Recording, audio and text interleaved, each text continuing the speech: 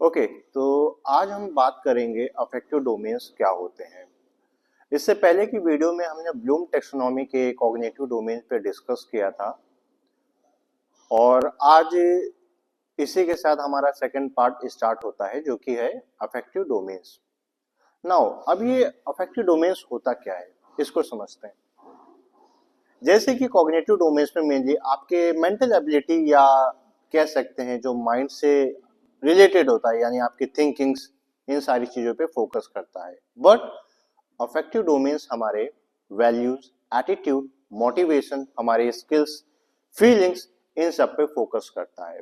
Means ये overall हमारे behaviour और मोटिवेशन पे अफेक्ट डालता है। हम कैसे दूसरों के साथ बिहेव करते हैं, हमारा मोटिवेशन लेवल क्या होता है, हमारा एटीट्यूड क्या है टुवर्ड्स अदर, इन पे ये फोकस करता है।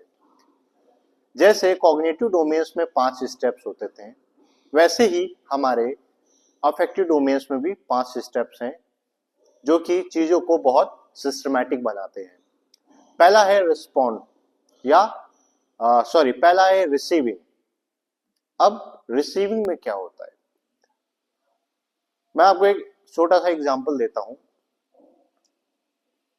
जैसे आप एक स्टूडेंट हो और आप योगा में इंटरेस्टेड हो, आप योगा में सीखना चाहते हो या कुछ पार्टिसिपेशन चाहते हो, बट आपको कोई नॉलेज नहीं है योगा के बारे में कि योगा कैसे स्टार्ट करें, योगा से क्या होता है, क्या फायदे हैं, क्या नुकसान है।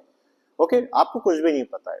आप क्या करते हो, किसी काउंसलर के पास जाते हो, योगा इंस्ट्रक्टर के पास जाते हो, या किसी ऐसे बंदे के पास जो योगा की नॉलेज रखता हो।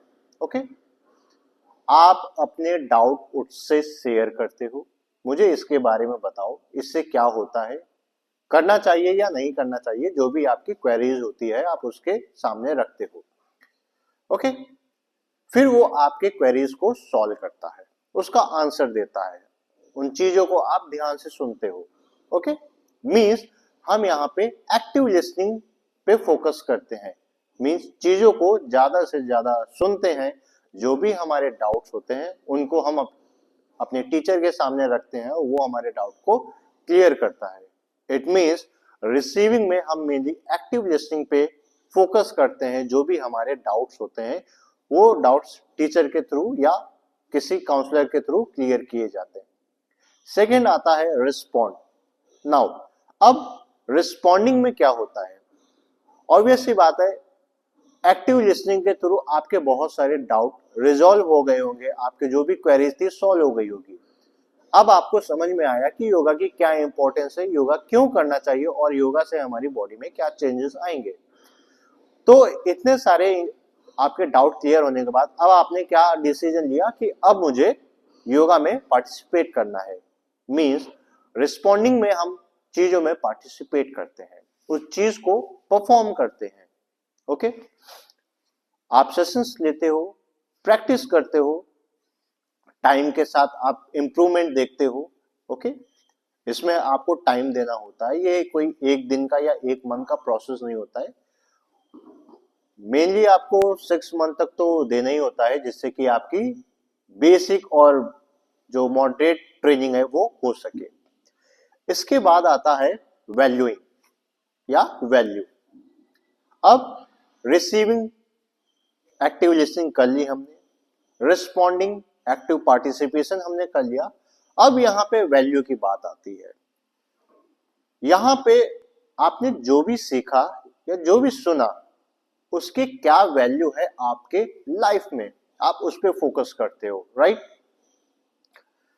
आप यहाँ पे अब इतने एलिजिबल हो कि दूसरों को भी योगा के बेनिफिट्स बता सकते हो, क्यों करना चाहिए ये बता सकते हो, और आपके खुद के लाइफ में क्या चेंजेस आए, आपके लाइफ में क्या चीजें चेंज हुई है, आप ये खुद को और दूसरों को भी डिफाइन कर सकते हो।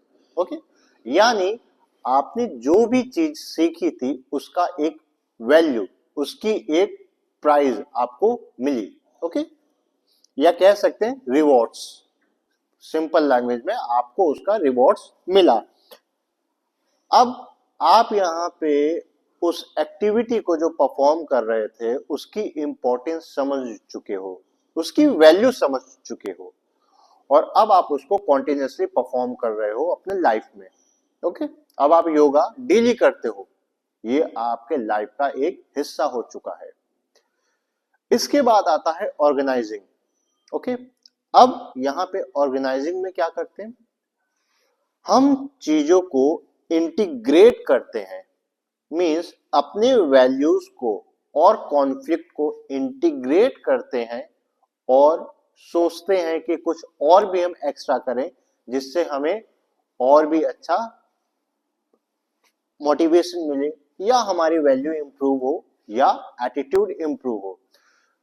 फॉर एग्जाम्पल, अभी तक आप योगा कर रहे थे बट अब आप स्ट्रेंथ ट्रेनिंग करना चाहते हो। ओके, अब आप दोनों ट्रेनिंग को क्या कर रहे हो, इंटीग्रेट कर रहे हो। ऑब्वियस सी बात है, अभी तक आपको केवल योगा के बेनिफिट्स मिल रहे थे।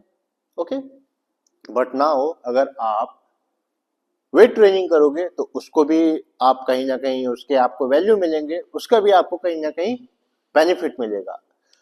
तो ऑर्गेनाइजिंग में हम चीजों को इंटीग्रेट करते हैं दूसरी चीजों से और उसके भी बेनिफिट्स को हम अडेप्ट करते हैं। इसके बाद लास्ट हमारा जो आता है वो होता है कैरेक्टराइजेशन। इसमें हमारा एक प्रॉपर कैरेक्टर बिल्ड होता है। ओके, ऑब्वियस सी बात है, कैरेक्टर बिल्ड होने के लिए आपको सालों देने पड़ते हैं, ये कुछ 1-2 मंथ का प्रोसेस नहीं होता है, ऑलमोस्ट 6 मंथ टू 1 ईयर तो लग ही जाता है। अब यहाँ पे जो भी आपके वैल्यूज हैं वो एक आपकी लाइफ स्टाइल बन चुकी है, आपके लाइफ स्टाइल का एक पार्ट बन चुका है। ओके, मीन्स अब वो टाइम है कि आप बिना योगा किए और बिना ट्रेनिंग किए नहीं रह सकते हो। ओके, ये आपके कैरेक्टर में ही बिल्ड हो गया है, मीन्स अब आपको ये करना ही करना है, it's a part of your life. Okay, तो इन 5 तरीके से हम अफेक्टिव डोमेन पे वर्क करते हैं और जैसे कि मैंने बताया कि अफेक्टिव डोमेन्स मेनली आपके वैल्यू, एटीट्यूड, स्किल्स और मोटिवेशंस, फीलिंग, इन पे फोकस करता है। ओके, आप चीजों को लॉन्ग टर्म तक सीखते हो और एक टाइम के बाद वो आपकी लाइफ स्टाइल हो जाती है, वो आपके कैरेक्टर में बिल्ड हो जाता है।